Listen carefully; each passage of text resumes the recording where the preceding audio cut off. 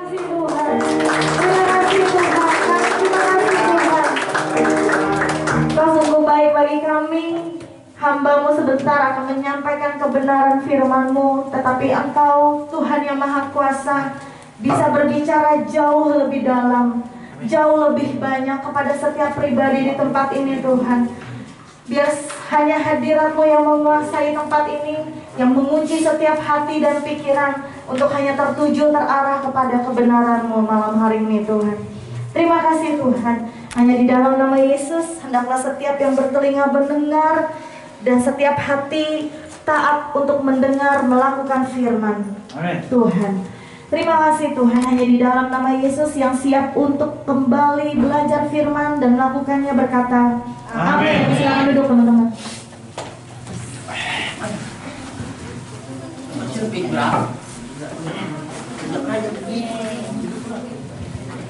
Ya, malam hari ini adalah malam terakhir kita sesi, ya. Malam terakhir ya. Jadi ini adalah malam terakhir.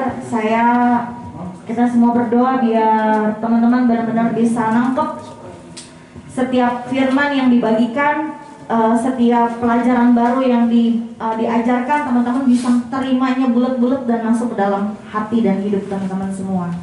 Amin. Hari ini kita belajar yang berhubungan dengan hati manusia. Ya, kita berhubungan dengan hati manusia. Kehidupan manusia didasarkan oleh 3 faktor.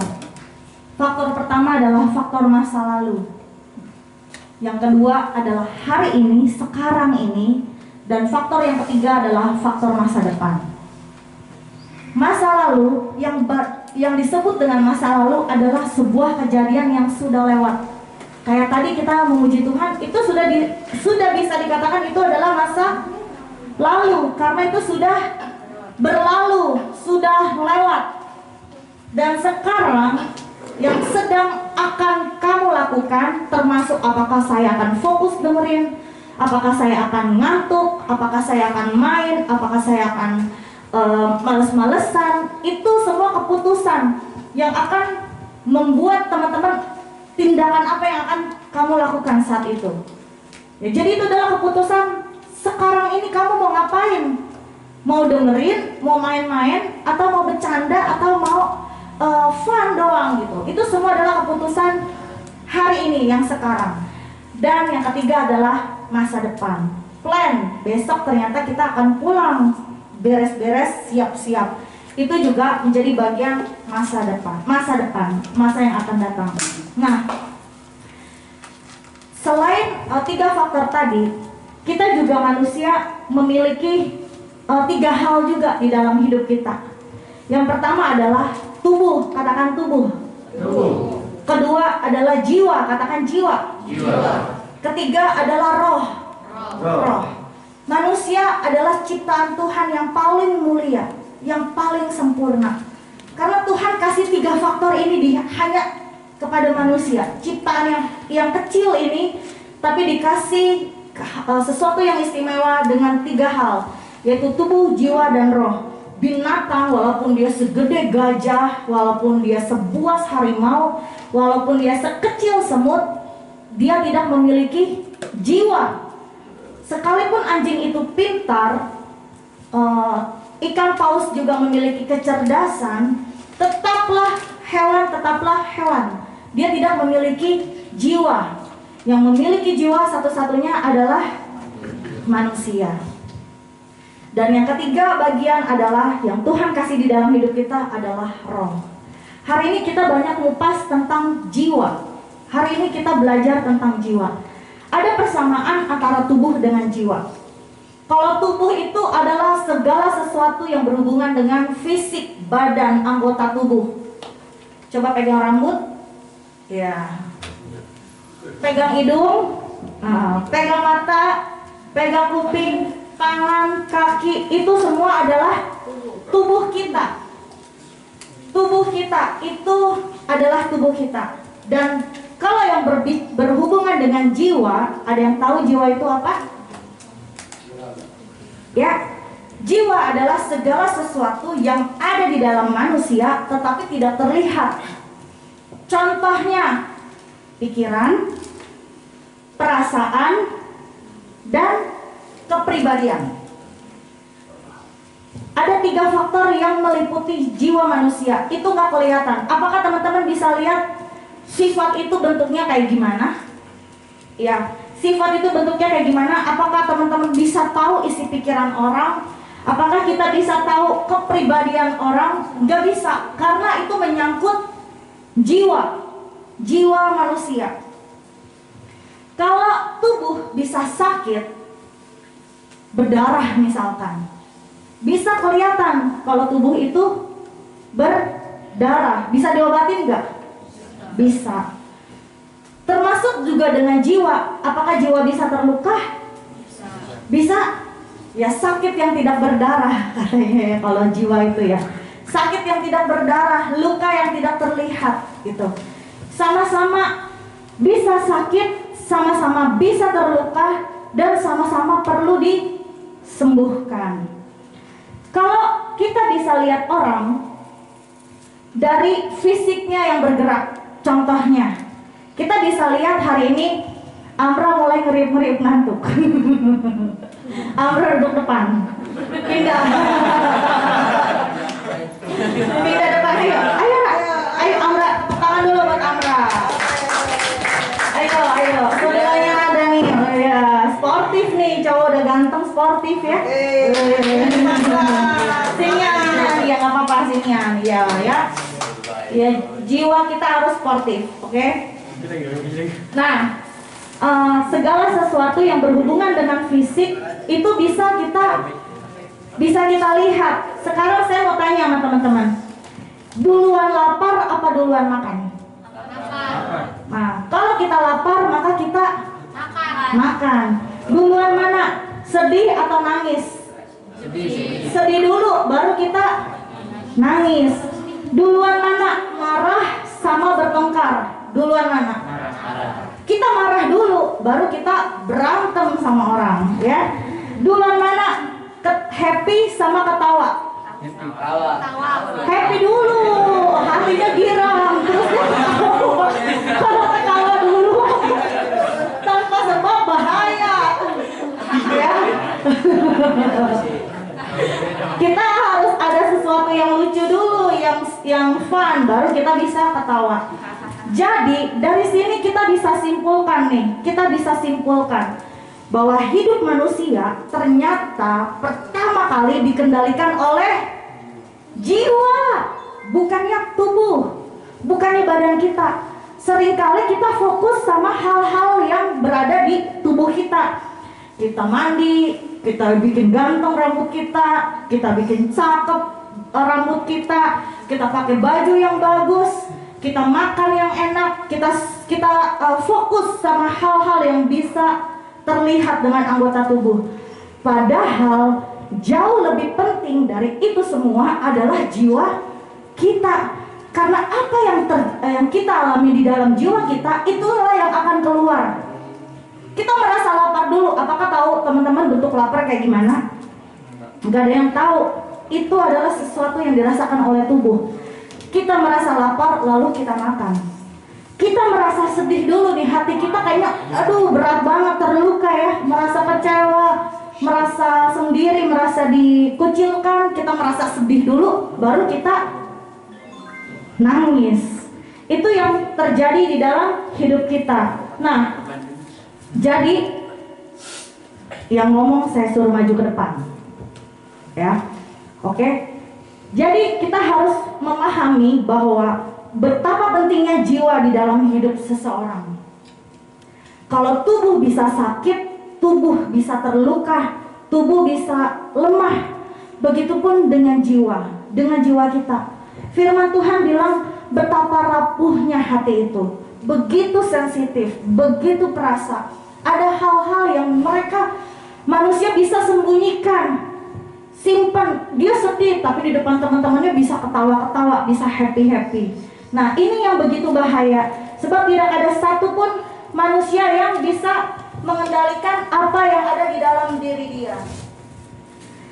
Waktu dia mengalami kesedihan atau kepedihan di dalam hidupnya, ini anggap lagi jiwa ya teman-teman ya. Satu, dia misalkan pertama kali dia merasa tidak disayang oleh orang tuanya, jiwanya sobek, jiwanya terluka. Dia merasa tidak disayang sama orang tuanya. Yang kedua, dia merasa tidak pintar sehingga sering dibeda-bedain sama teman, sama saudara, sama siapapun. Dia jiwanya kembali terluka, robek. Yang ketiga, dia sering dibully sama teman-temannya, sering diledekin. Mungkin dia pesek, mungkin dia rambutnya jabrik, mungkin dia terlalu kurus atau terlalu gemuk. Kembali jiwanya terluka. Begitu banyak peristiwa sehari-hari kita yang membuat jiwa kita sakit dan terluka.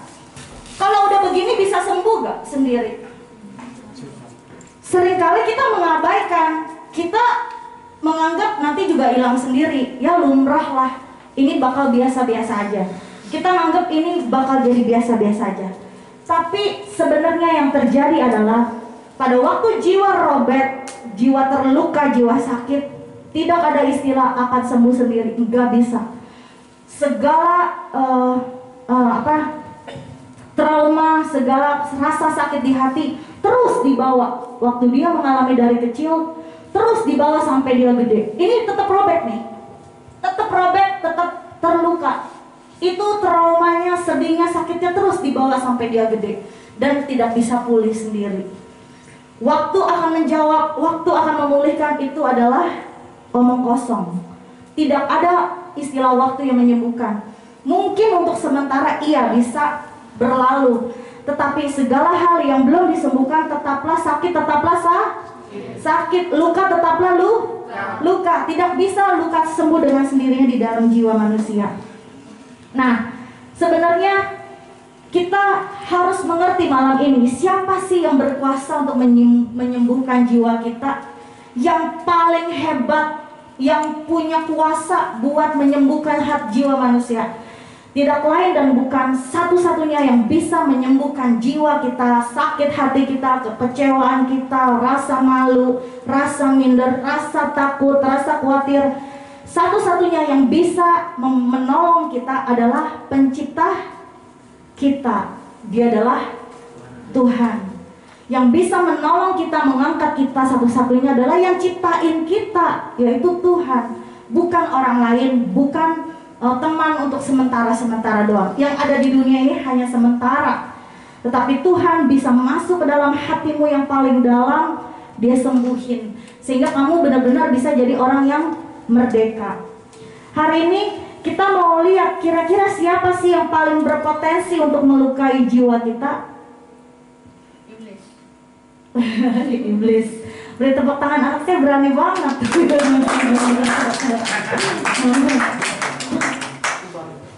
Yang paling berpotensi untuk menyakiti hati kita, melukai jiwa kita adalah orang-orang terdekat kita. Enggak mungkin orang yang berpapasan di pasar, walaupun mungkin tanpa sengaja dia nginjek kaki kita sampai kaki kita sakit, ya kita pasti bakal anggap lalu dia nggak sengaja. Gak mungkin orang yang menyakiti kita adalah orang yang berpapasan, baru kita ketemu, baru kita kenalan. Gak mungkin. Justru orang yang paling berpotensi, paling sering nyakitin kita adalah orang yang paling dekat sama kita. Siapa yang paling dekat sama kita? Yang pertama adalah siapa? Keluarga, orang tua, ya, kokoh, cici, adek, ii, tante, teman, sahabat, guru, oma, opa, emak, engkong, semua orang-orang yang dekat sama kita, teman dekat kita, teman baik kita, itu orang-orang yang berpotensi untuk menyakiti kita. Sama seperti Amsal bilang, besi menajamkan besi, orang menajamkan sesamanya. Jadi saya mau bilang sama teman-teman semua di sini, jangan cengeng. Setiap manusia punya kisahnya di dalam hidup. Tapi kita percaya bahwa seorang bisa dikatakan pahlawan setelah dia perang. Dia perang, dia menang, baru dia diangkat sebagai pahlawan. Biar malam hari ini teman-teman juga juga bisa menjadi pahlawan di dalam hidup teman-teman sendiri, buat diri kamu sendiri. Malam ini kita mau kupas dengan cepat beberapa luka yang ada bawa pulpen? Ada di atas ya, ambil. Nggak usah tulis nama ya. Oke. Sekarang udah pegang pulpen dan kertas, mulutnya dikunci lagi. Dengar teman-teman, ini kita akan mengisi sebuah hal yang mungkin rahasia buat beberapa orang. Jadi kalian cari tempat yang enak, tapi tetap fokus. Setelah diisi ditutup juga nggak apa-apa, ya. Jadi nggak perlu dikumpulin, ntar dinilai. Ya. Dikumpulin, ya. Udah, bisa kita lanjut. Gak usah tulis nama ya, tulis aja cewek, cowok, dan usia.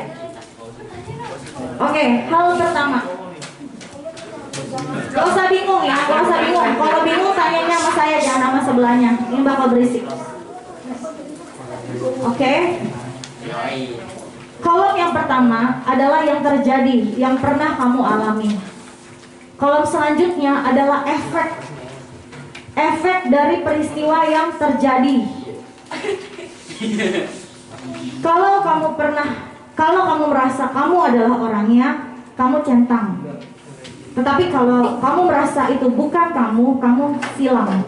Gak perlu pura-pura, gak perlu merasa baik, sebab gak ada namanya di situ.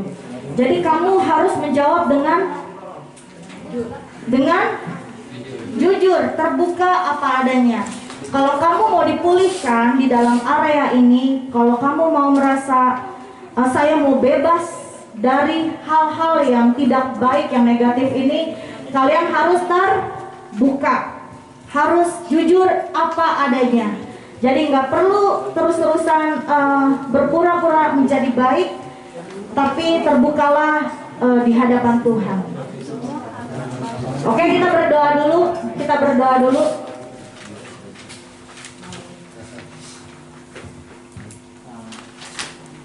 Tuhan, di tangan kami ada kuesioner yang akan kami isi sebentar lagi Tuhan, mengenai luka yang kami pernah alami dan efek dari peristiwa yang menyakitkan menimpa hidup kami. Hari ini Tuhan, kami berdoa biar malam hari ini kiranya Engkau boleh membukakan pengalaman-pengalaman lama, luka-luka lama.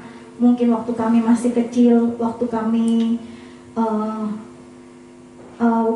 sedang ada di rumah atau di luar rumah bersama dengan anggota keluarga atau bahkan orang yang tidak kami kenal.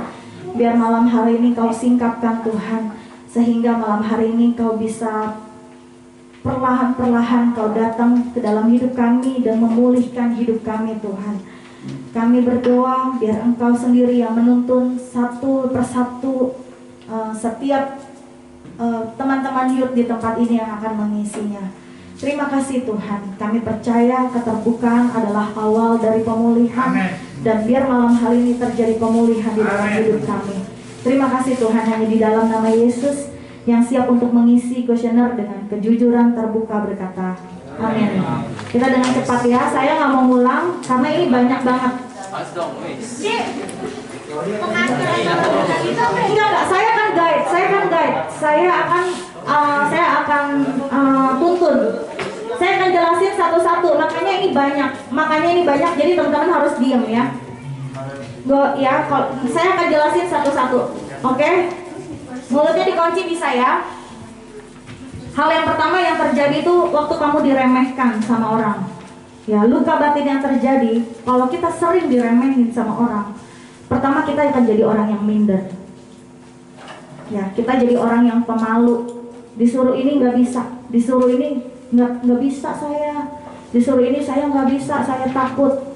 Selalu menjadi orang yang minder. Kalau kamu orangnya kamu centang. Diremehkan, akibat kamu pernah diremehkan atau suka diremehkan, bahkan sering diremehkan, kamu malah sebaliknya. Kalau tadi minder, ini jadi tidak bisa ditegur.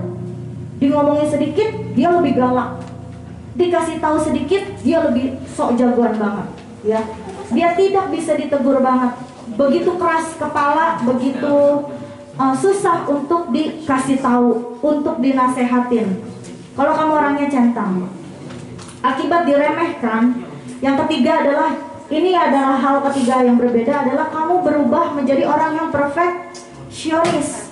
Perfeksionis itu adalah kamu mau memandang segala sesuatu dengan sempurna.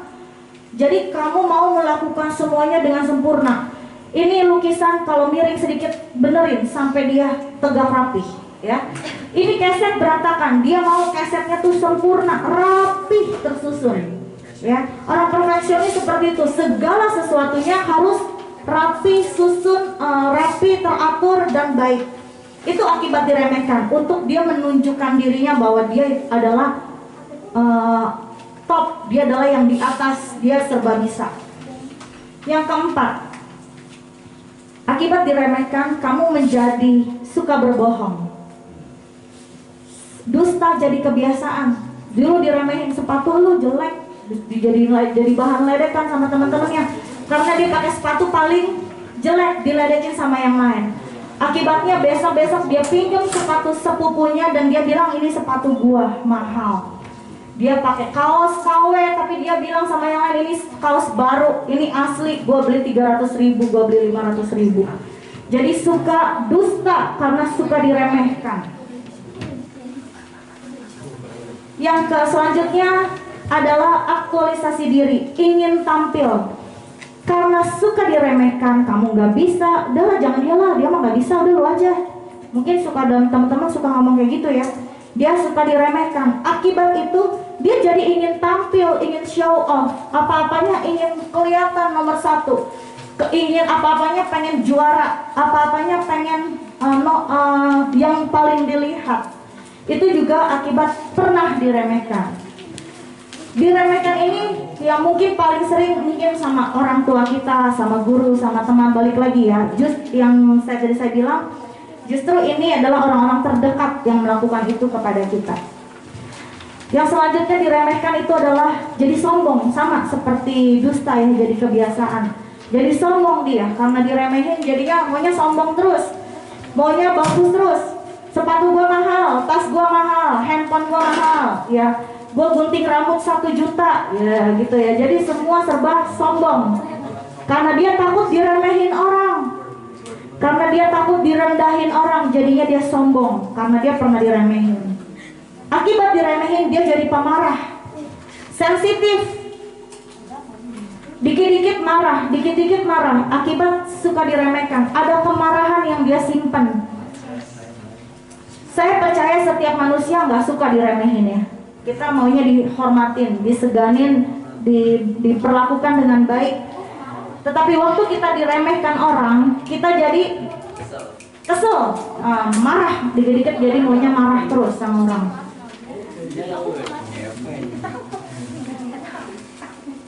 Kenapa? Ada kenapa? Oleh kenapa? Enggak ada masalah, bisa ya. Yuk, ayo fokus, jangan bercanda.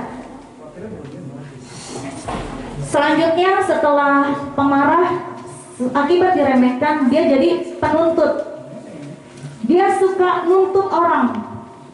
Dia diremehin, dia nggak terima, jadi sebagai balasan dia tuntut orang untuk bisa melakukan apa yang dia minta agar dia tidak diremehkan.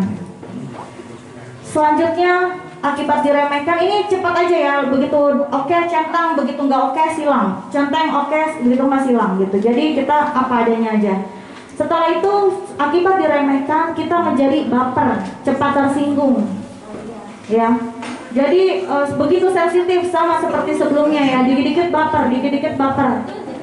Karena dia udah takut diremehin duluan, dia udah takut dikecilin duluan, jadi dia lawan dulu dengan tersinggung. Akibat diremehkan, ini sama, tidak bisa ditegur, itu keras kepala. Dia keras kepala, susah untuk dibilangin, susah diatur. Bisa jadi orang yang seperti itu karena sering diremehkan, sering tidak dipercaya, jadinya dia berubah menjadi pribadi yang keras kepala. Akibat diremehkan juga dia menjadi orang yang mudah frustasi, dia orang yang stres, dikit-dikit stres, dikit-dikit mukanya murung, dikit-dikit mukanya manyun ya, dikit-dikit mukanya cemberut. Akibat dia begitu gampang stres, gampang frustrasi ya. Hal dikit aja bikin dia down, hal simpel aja bikin dia takut. Itu karena dia sering diremehkan. Masuk yang pernah terjadi selanjutnya adalah ditolak. Ditolak ya. Ada banyak terjadi di dalam kehidupan manusia mengenai penolakan.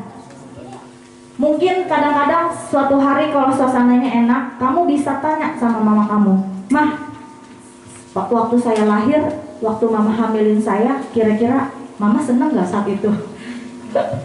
Coba kamu tanya deh, iseng-iseng. Tapi kalau lagi suasananya enak aja, mama kamu lagi rungsing, kamu nanya gitu ngapain nanya-nanya? Ya, dimarahin ya.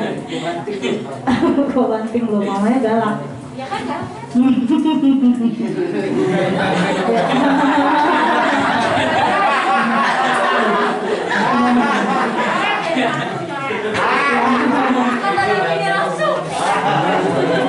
Ya, oke, lanjut.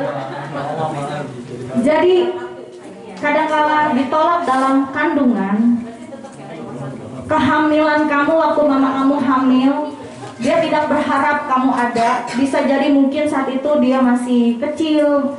Bisa juga ya, kita banyak cerita tentang tentang kita belajar tentang hamil di luar nikah, atau kita mungkin menikah dengan berbeda suami, atau banyak sekali cerita kehidupan manusia yang kayak sinetron, tapi benar-benar terjadi. Tapi suatu hari mungkin kamu boleh tanya, kira-kira mama waktu hamilin saya, mama saat itu happy apa sedih gitu ya. Sebab orang-orang yang ditolak dalam kandungan, ditolak dalam pergaulan, ditolak jenis kelamin, waktu hamil ngarep banget anak cewek, ngarep banget anak cewek, yang keluar ada monasnya. Jadi dipakeinlah baju-baju yang warna pink ya, dikasih hal-hal yang feminim, bajunya warna ungu. Jadi dia sudah ditolak dari masa kandungan karena dia mau mamanya punya anak cewek, kenapa cowok gitu. Udah padahal udah siapin nama dan sebagainya. Itu penolakan yang terjadi di dalam hidup kita. Akibatnya kita jadi suka berontak. Mama bilang taruh di sini, taruh barang di sini. Dia sengaja taruh di situ, ya. Mama, orang bilang misalkan jangan pulang malam-malam, tetap aja dia pulang malam. Sulit banget dikasih tahu, sulit banget dinasehatin. Sukanya melawan, dia lawan, dia berontak, dia marah.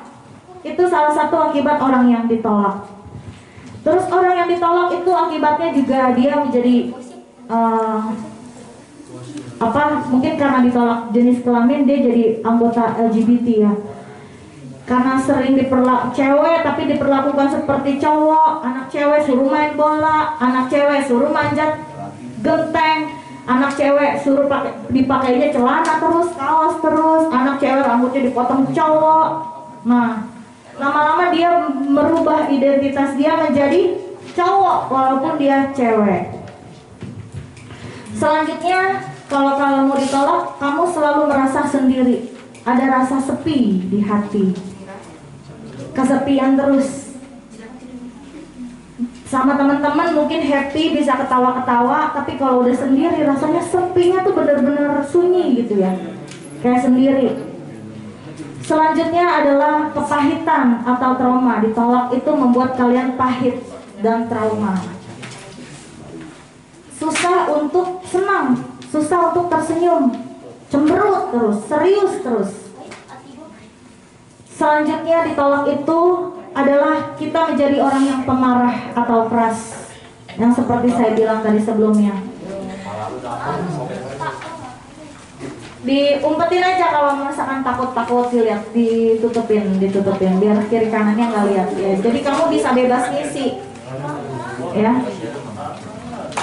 Selanjutnya ditolak itu adalah kamu menjadi orang yang labil, susah mengambil keputusan, ikut-ikutan terus. Temannya bilang A, iya ya A. Temannya bilang B, iya iya B.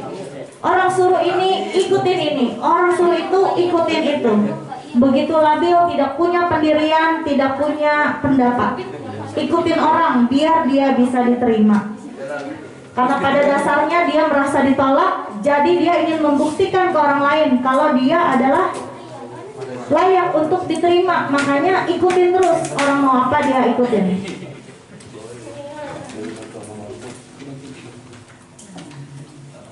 Lanjut. Peristiwa ketiga adalah peristiwa yang tersakiti. Kamu pernah merasa disakiti, baik lewat perkataan maupun lewat tindakan oleh seseorang, dan itu membekas. Terus ingat. Saya ingat ya, saya pernah ngalamin ini. Waktu saya SD, saya ingat banget ya.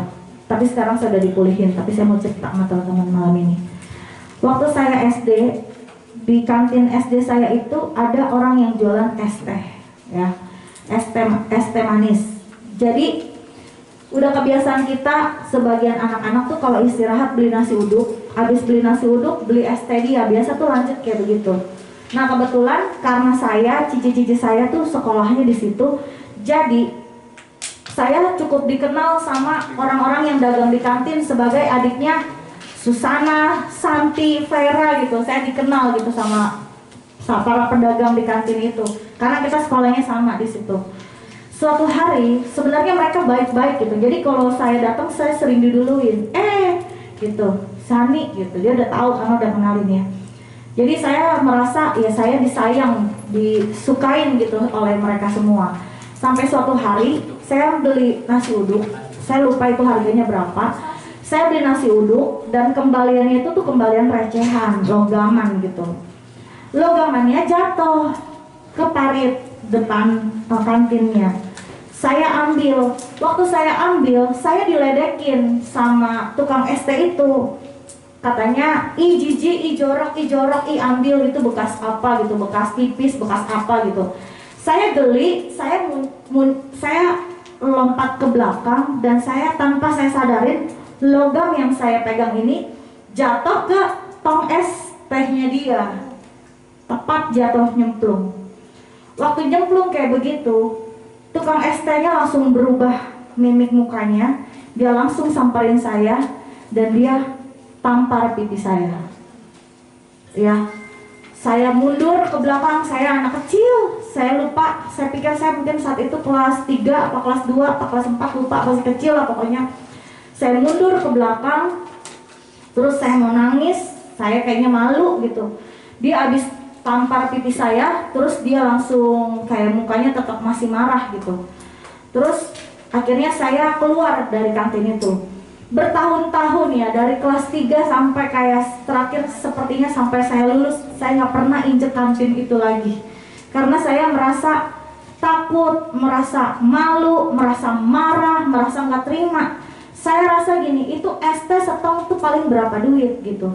Kalau lu minta gua ganti, pasti gua ganti, tapi jangan pukul pipi gua gitu. Jangan gampar semaunya gitu. Saya nggak pernah cerita sama siapa-siapa, tapi itu adalah menjadi salah satu peristiwa yang menyakiti saya. Bertahun-tahun saya nggak pernah injek kantin itu lagi, nggak pernah beli nasi uduk, nggak pernah beli lain. Saya pindah ke kantin seberang. Ya, itu membekas, membuat saya takut untuk ke sana dan membuat saya takut dengan orang dewasa gitu. Saya jadi orang yang malu-malu, saya jadi orang yang takut berbuat salah, nanti gue digampar lagi, nanti gue dipukul lagi, ya. Jadi seperti itu adalah peristiwa yang tersakiti yang pernah saya laluin. Tapi puji Tuhan, saya kelas 6, begitu saya besar, badan saya udah merasa besar, saya melangkahkan kaki saya makan nasi uduk lagi. Saya kangen soalnya sama nasi uduk di situ. Ya, saya panggil Pak Mas Udin. Saya panggil dia tukang es gitu, saya panggil lagi ibu yang jualan nasi uduk. Jadi pas saya ngelangkihin itu kayak ada rasa yang plong banget gitu, yang selama bertahun-tahun saya simpan, rasa sakit, rasa malu, rasa marah. Tapi waktu saya melangkahkan, memberanikan diri untuk kembali menginjak tempat di mana saya pernah merasa disakitin, kayaknya itu lepas gitu, ya kayaknya itu dibebasin. Nah peristiwa sakit itu akibat ini pertama ya, itu yang kita langsung lengkap itu ada trauma. Kita jadi trauma. Kita juga jadi suka menghakimi orang karena kita disakitin. Jadi kita mau menjadi hakim bagi orang lain. Ya, yang ini saya naik ke atas ya. Peristiwa tersakiti juga membawa kita dendam. Kita pengen balas ya. Lu sakitin gua pengen balas. Lu cubit gua pengen tonjok lu. Jadi kita pengen dendam. Kita bawa terus sebelum dendam kita terbalaskan. Kita bawa terus sampai terus-terusan kita bawa dendam kita gitu. Kalau kita belum dipulihin selamanya di hati kita ada dendam.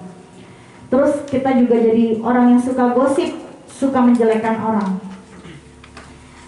Turun lagi ya ke antipati ya. Antipati itu adalah sebaliknya dari simpati. Jadi dia gak peduli sama orang. Dia gara-gara disakitin hatinya jadi kebal. Jadi dia malah gak punya simpati sama orang. Dia jadi bodoh amat, jadi cuek. Di tengah jalan ngeliat orang ada kesusahan, misalkan motornya mogok atau gimana, jadi cuek, dia bodoh amat. Dia nggak peduli sama kesulitan orang lain, ya.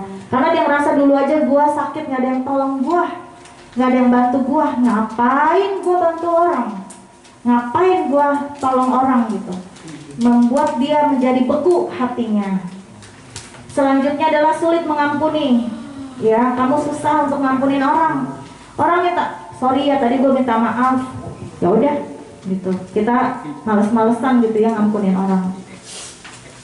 Selanjutnya adalah kita jadi orang yang tertutup.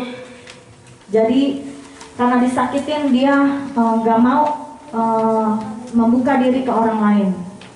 Ada satu lagi nih peristiwa ini banyak ya teman-teman, jadi bisa sambil merenung-merenung. Ada satu wanita, mungkin sekarang umurnya udah 30, waktu SD dia pernah dimarahin sama gurunya. Dan sejak itu dia takut nggak pernah mau sekolah. Dia nggak pernah mau sekolah dari SD, padahal dia cantik, dia bagus gitu, rambutnya bagus, mukanya bagus. Tapi sayang SD aja nggak lulus. Karena dia pernah dimarahin sama gurunya. Ya, dia takut. Jadi membuat dia orang yang tertutup. Selanjutnya peristiwa yang menakutkan. Dia takut ambil keputusan karena takut disalahkan. Ya, orangnya sama, labil. Peristiwa menakutkan selanjutnya adalah dia jadi orang yang penakut. Ada orang yang mungkin pernah ditodong. Saya pernah ditodong pakai pisau kiri kanan 3 orang.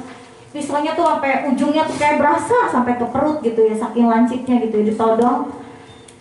Diambil semua isi tas saya, tapi sejak itu saya jadi takut kalau naik angkot ya, tetap naik angkot, mau naik apa kan lagi itu masih belum ada Gojek, Grab ya. Tapi jadi orang yang takut, parno banget. Tas saya giniin ya. Saya lihat orang naik, saya perhatiin dulu orangnya bagaimana gitu. Saya benar-benar meneliti, jangan sampai saya ditodong lagi. Kalau ada orang yang aneh, saya buru-buru turun, Papa, stop gitu. Itu peristiwa yang menyangkutkan juga, membuat kita jadi penakut. Terus minta perhatian lebih, ya, cari perhatian. Atau dia menjadi orang yang pengatur, kamu suka sekali ngatur orang. Menjadi pemimpin. Di mana-mana maunya ngatur, ini ngatur gitu. Orang yang nggak minta diatur, kalau sering diatur lama-lama sebel, ya. Selanjutnya masih fokus? Fokus ya. Selanjutnya lack of love, kurang kasih sayang. Ya, kurang kasih sayang nih. Orang-orang yang kurang kasih sayang dia juga cenderung LGBT. Ya, kurang kasih sayang dari keluarga, merasa kurang diperhatikan. Ya, bisa aja itu perasaan kamu ya. Saya juga seorang ibu, saya juga seorang orang tua. Segalak-galaknya, sebawel-bawelnya orang tua, nggak mungkin dia nggak sayang sama kita. Jadi itu yang kamu harus sadarin. Kalau kamu sering ditegur, sering dimarahin, artinya kamu masih diperhatikan. Gak mungkin tukang sayur ngomelin kamu bangun siang, ya. Gak mungkin tukang nasi uduk ngomelin kamu pakai bajunya jelek, berantakan, sembarangan, gak mandi. Tukang nasi uduk bilang, Dapin kamu gak mandi ya, badan kamu bau banget. Bukannya kamu mandi, Ya. Orang luar tidak mungkin marahin kita. Justru yang marahin kita itu adalah orang tua kita. Dia yang sayang sama kita. Nah, tapi kadang-kadang kita merasa orang tua itu nggak sayang sama kita. Ya. Ekspektasi kita terlalu tinggi. Kita merasa orang tua sayang sama kita kalau kita diturutin. Maunya kita beli ini langsung ada, mau ini langsung ada. Baru kalau kayak gitu kamu merasa disayang. Nah, oleh karena itu seringkali anak-anak itu penyakitnya merasa tidak disayang sama orang tua. Kamu nggak tahu orang tua mumet ngebagi uang buat bayar sekolah, buat bayar listrik. Kamu maunya happy, maunya makannya yang enak. Kok gue kayak curhat? Kok kayak curhat ya saya ya? Ini hati seorang orang tua nih. Kalau kamu mau tahu, buka lagi sesinya 1.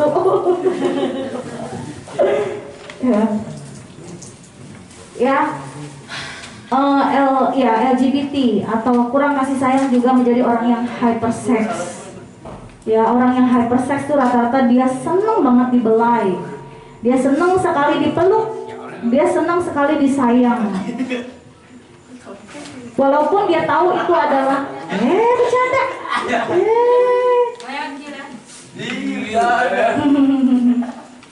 Ya.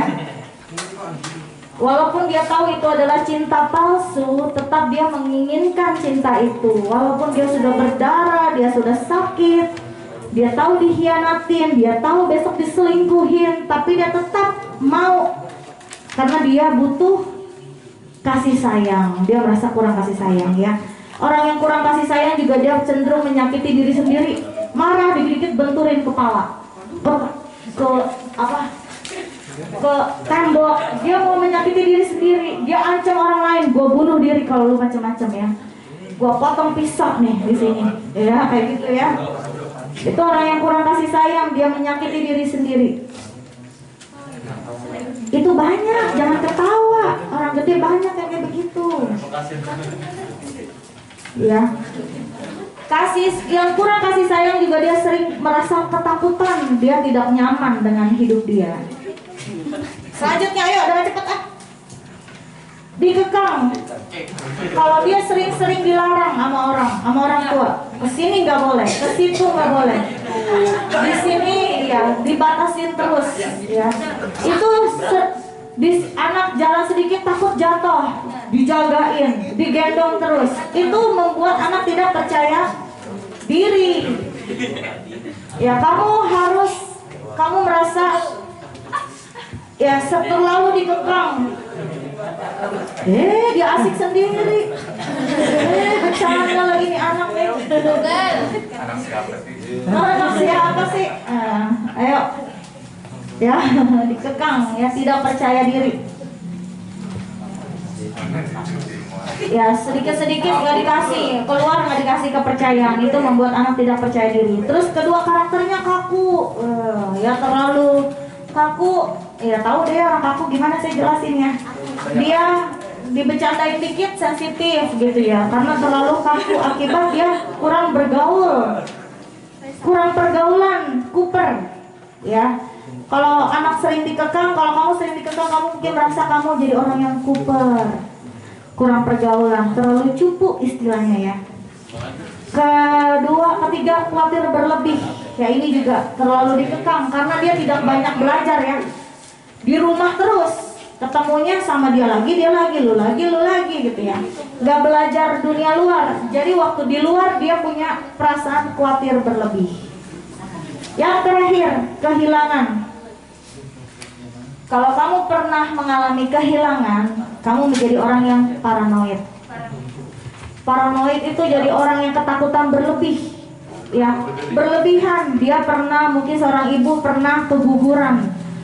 Jadi begitu dia hamil lagi, dia jaga kandungannya benar-benar hati-hati sekali gitu. Dia paranoid karena dia pernah kehilangan, jadi dia jaganya sampai over ya. Ya sampai over banget. Jadi orang yang paranoid, khawatir berlebih, mirip-mirip ya. Kehilangan terus juga jadi mencari kesalahan orang. Sudah?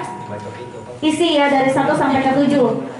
Jangan ngomong Berdoa dulu sama Tuhan. Isi 1-7 kayak gimana. Jangan tanya teman, dia nggak tahu jawabannya. Kamu kerjain sendiri. Ya. Apa yang kamu impikan dari seorang ayah? Apa? Mau digendong? Duitnya ya. Ya, umpetin aja, jangan ada yang baca. Kalau merasa kayaknya nanti kiri kanan gua pada mau baca terus nih, mau pindah ke sini nggak apa-apa. Ya.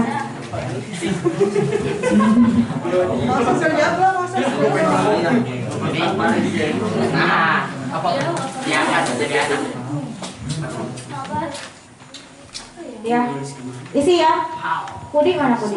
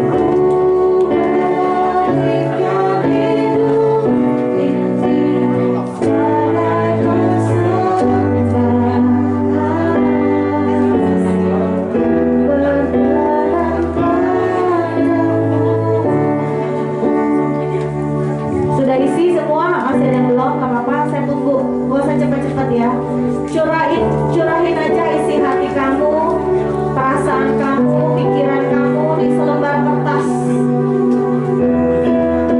Ya, lepaskan itu semua, jangan terus-terus disimpan perasaan yang merobek jiwa kamu, yang merusak hati kamu. Lepasin itu dan serahin kepada Tuhan. Saya udah kasih lirik di handphone, yang udah selesai bisa buka handphone ikut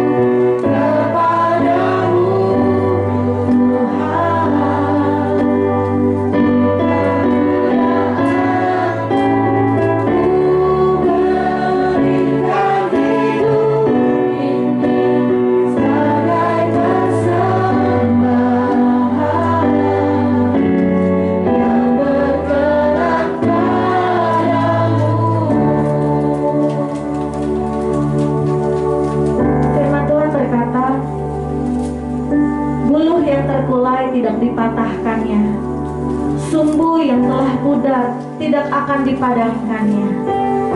Apalagi kita manusia yang dikasihi Tuhan.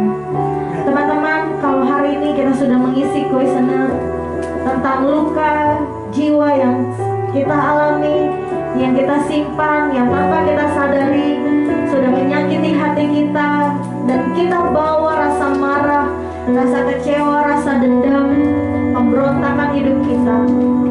Biar malam hari ini izinkan Tuhan untuk datang dan memulihkan hidupmu. Sebab satu-satunya yang bisa menyembuhkan luka yang sakit, luka jiwa yang terluka adalah Tuhan Sang Pencipta. Biar hari ini Tuhan boleh menghampiri setiap kita, menyembuhkan luka kita, memberikan pelukannya kepada kita, dan kita menjadi manusia yang baru. Buat setiap kita yang benar-benar sungguh-sungguh ingin dijamah oleh Tuhan, malam hari ini kau boleh pejamkan mata, tidak perlu lihat kiri kanan. Kuesioner memang hanya kamu yang tahu, sebab tidak ada nama di situ. Tetapi biarlah malam ini menjadi langkah iman untuk kamu mengaku dosa di hadapan Tuhan, bahwa inilah yang aku alami, dan biar Tuhan pulihkan, Tuhan sembuhkan jiwa kita, sehingga kita menjadi orang-orang yang merdeka, orang-orang yang semakin baik hari demi hari. Jika itu menjadi kerinduan buat kamu malam hari ini, dengan iman angkat tanganmu di hadapan Tuhan. Biar Dia jamah hidupmu, Dia pulihkan hatimu. Ya Tuhan,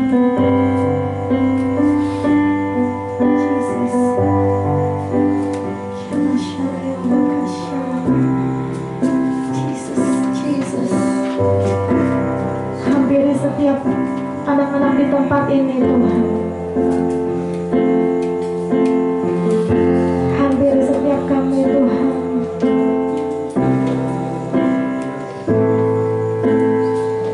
Jesus, mengaku dosa di hadapan Tuhan. Bilang sama Tuhan, pulihkan hidup saya Tuhan. Saya sudah mengalami ini, mengalami ini, mengalami ini. Saya mau dibebaskan. Saya mau dibebaskan oleh-Mu Tuhan. Biar para pembina sekali lagi malam terakhir kita bisa menghampiri setiap anak bina kita, hampiri dengan kasih sayang, tumpangi tangan, doakan mereka, datang dan hampiri setiap mereka. Biar Tuhan jamah, Tuhan pulihkan hidup mereka.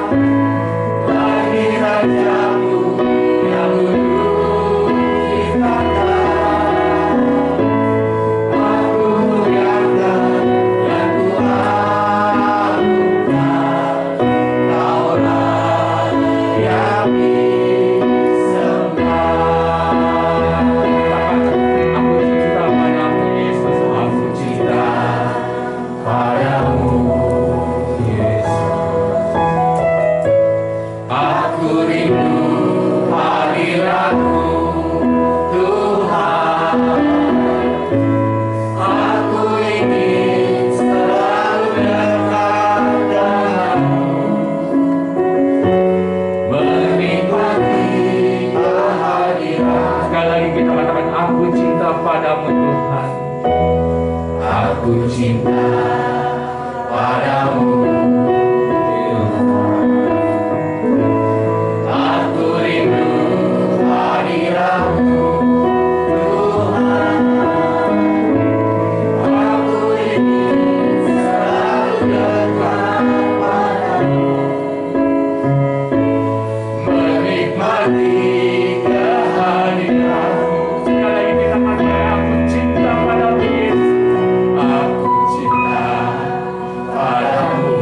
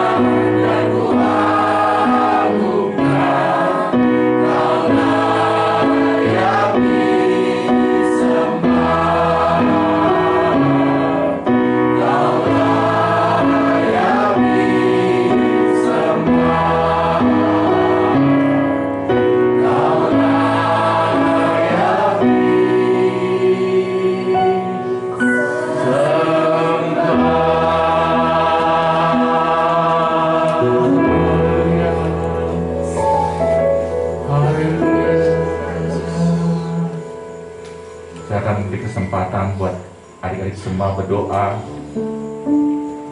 sampaikan pada Tuhan, sampaikan pada Yesus permohonan adik-adik semua. Apa yang menjadi pergumulan adik-adik, apa yang menjadi kecemasan, apa yang menjadi kekhawatiran, apa yang menjadi beban berat dalam hidup adik-adik semua, bawa kepada Tuhan, bawa kepada Yesus, sampaikan kepada Yesus apa yang menjadi permohonan Tuhan, apa yang menjadi kekhawatiran, kecemasanmu. Apakah kau merasakan bahwa kedua orang tuamu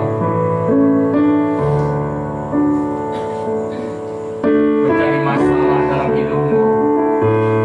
Sampaikan kepada Tuhan. Tuhan, saya ingin kedua orang tua saya punya hubungan yang baik, ada sukacita, ada tawa dalam rumah, ada kebahagiaan, ada keadilan. Minta sama Tuhan, sampaikan kepada Yesus, sampaikan kepada Yesus segala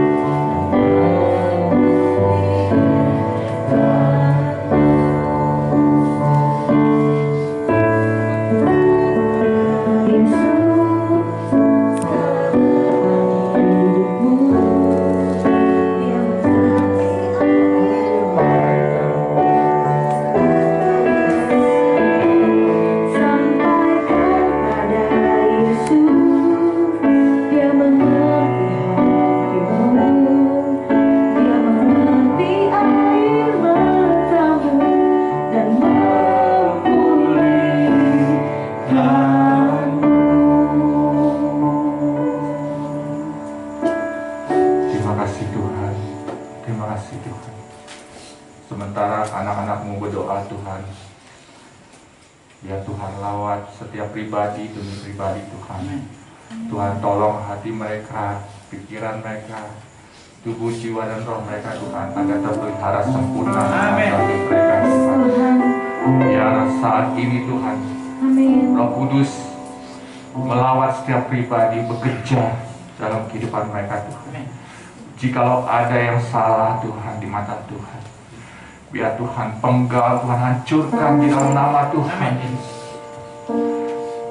Biar bagian yang salah ini Tuhan, Tuhan penggal, Tuhan buang, sehingga tidak ada lagi di dalam hati semua anak-anak Tuhan. Kuduskan dan sucikan mereka Tuhan. Buat mereka bawa lagi Tuhan, lebih dekat dan lebih dekat kepadamu Tuhan. Biar malam hari ini Tuhan, mereka pulih kembali Tuhan, dari rasa sakit, dari rasa kecewa, dari luka, dari beban batin mereka Tuhan. Biar Tuhan angkat semuanya, Tuhan pulihkan. Amin Tuhan. Biar mereka menjadi manusia yang baru. Terima kasih, terima kasih, terima kasih, terima kasih.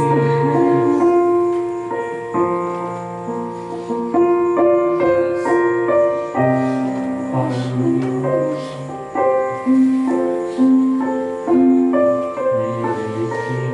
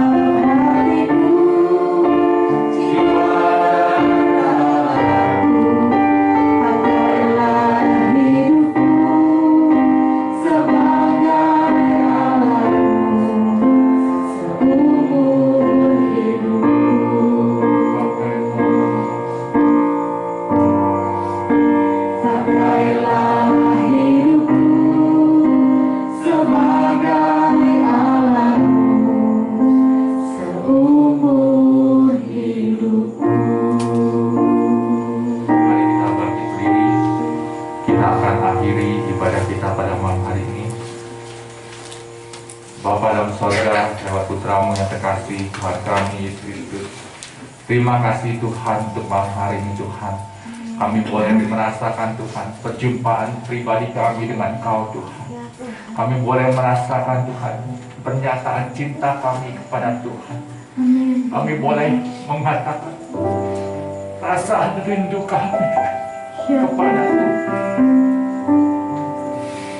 Terima kasih Tuhan. Kami hanya ingin mencintai Engkau Tuhan. Amin Tuhan. Kami hanya ingin mengatakan bahwa kami rindu. Amin Tuhan. Kami hanya rindu kepada Engkau Tuhan dalam hidup kami. Ya Tuhan. Supaya saatnya nanti Tuhan, kami boleh bertemu muka dengan Engkau. Amin. Amin. Dan kami bisa melihat Engkau dalam kekudusan-Mu Tuhan. Amin Tuhan. Terima kasih Yesus. Terima kasih Tuhan. Terima kasih Tuhan Yesus. Biar Engkau ubahkan setiap pribadi anak-anak Tuhan. Amin. Malam hari ini Tuhan, perjalanan hidup mereka masih panjang Tuhan, Ya, karena mereka Tuhan. masih muda belia Tuhan. Ya Tuhan. Biar mereka Engkau bentuk Tuhan Amin. jadi bejana-bejana yang Amin. mulia Tuhan. Amin Tuhan. Bejana-bejana yang indah Tuhan. Ya Tuhan. Di dalam rumah-Mu Tuhan. Ya Yesus. Dan Kau pakai Tuhan setiap pribadi anak-anak ini semua Tuhan. Ya Tuhan. Mereka boleh masuk Tuhan jadi warga kerajaan surga. Amin. Amin. Dan mereka Tuhan, mereka boleh berbangga dalam hidup mereka. Ya Tuhan. Karena nama mereka ada tercatat Amin. di dalam buku kitab Benar. kehidupan. Amin Tuhan. Dan Engkau mengenal mereka, Engkau tahu nama mereka masing-masing. Amin Tuhan. Terima kasih, terima kasih Tuhan. Terima kasih Tuhan, terima kasih Yesus. Biar turunlah berkat-Mu Tuhan, sebuah Amin, setiap Tuhan. pribadi anak-anak-Mu Tuhan. Tempat Ya ini Tuhan. Tuhan. Berkat-berkat sorgawi, Amin. berkat-berkat yang indah, Amin. kesehatan, Amin. Amin. berkat-berkat jasmani Tuhan mengalir Tuhan Amin. dalam setiap pribadi, setiap Amin. pribadi Tuhan. Ya Biar Yesus. mereka Tuhan diberikan tubuh yang sehat Tuhan, Amin. panjang Amin. umur Tuhan, Amin. menyertai mereka Tuhan, jauhkan dari segala kesakitan Tuhan, jauhkan dari malapetaka Amin. Tuhan. Biar mereka semuanya tumbuh Tuhan, Ya Tuhan. menjadi pribadi-pribadi yang dewasa Tuhan di dalam Engkau Tuhan. Terima kasih Tuhan, terima kasih. Dan sementara kami akan berpisah satu sama lainnya Tuhan, Ya Tuhan. kiranya kasih Tuhan nyertai Yes. semua anak Tuhan Amin. di Amin. malam hari ini Tuhan. Biar mereka semuanya bisa istirahat Tuhan, Amin. bisa tidur Tuhan dengan tenang Tuhan. Amin. Dan malaikat-malaikat sorgawi menyertai Amin. Ya Tuhan. dalam setiap kehidupan mereka Amin. Tuhan. Ya Dan Tuhan. Tuhan berkati hari-hari mereka Tuhan. Yes. Berkati hari-hari mereka, hari-hari yang menyenangkan, hari-hari yang penuh sukacita, Amin. hari-hari yang penuh damai sejahtera. Amin. Dan Tuhan limpahkan berkat-Mu Tuhan dalam hidup mereka. Ya Tuhan. Terima kasih Tuhan, terima kasih Tuhan. Mari kita angkat tangan kita terima berkat dari Tuhan. Ya Tuhan. Tuhan memberkati engkau dan melindungi engkau. Amin. Tuhan menyertai engkau dengan wajahnya Amin. dan memberi engkau kasih karunia. Amin. Tuhan menghadapkan wajahnya kepadamu dan Amin. memberi engkau damai sejahtera. Marilah terima berkat ini Ya di dalam Tuhan. nama Allah Bapa, Allah Putra dan Roh Kudus, di dalam nama Tuhan kita Yesus Kristus yang menyatakan selalu bersyukur. Untuk mas questionernya, teman-teman bisa kumpulin ke depan sampai sambil bilang aku